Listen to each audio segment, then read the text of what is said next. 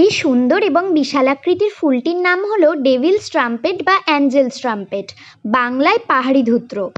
তবে দেশি ধূত্র ফুলের মতো কিন্তু বীজ থেকে নয়, বরং ডাল থেকে এর নতুন চারা তৈরি হয়।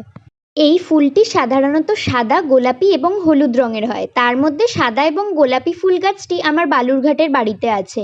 আর ওখান থেকেই প্রায় 1 বছর আগে কয়েকটা ডাল এনে চারা করেছিলাম, যার কিছুটা রিলেটিভদের গিফট করেছি আর বাকিটা আমার টবেই ছিল।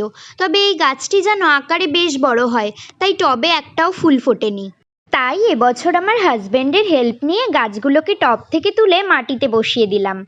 তারপর গাছ লাগানো শেষ করে সোজা চলে এলাম বাগানে।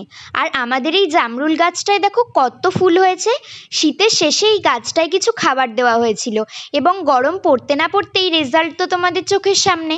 এরপর দেখো আমাদের গাছে কত এঁচড় ধরেছে। আর এত ভালো ফলনের পেছনে যে সিক্রেটটি রয়েছে সেই ব্যাপারে একটি ডিটেল ভিডিও আমার চ্যানেলে আগেই পোস্ট করা আছে। যারা দেখোনি তাদের জন্য এই ভিডিওর ওপরে লিঙ্ক অ্যাটাচ করে দেবো। আর তোমাদের এঁচড়ের কোন কোন রেসিপি ভালো লাগে কমেন্ট করে জানিও। চলো আজ আসি, টাটা।